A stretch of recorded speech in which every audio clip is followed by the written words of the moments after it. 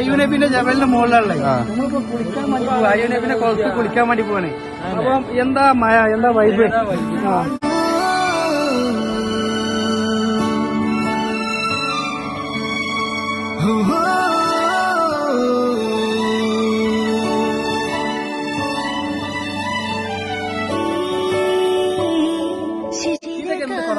നമ്മള് മലവെള്ളത്തിൽ കുറ്റിയൊക്കെ ചാടിയ പോയല്ലേ, അതിന് നീന്തി മുറിഞ്ഞു കിടന്ന ആളെയാണ്.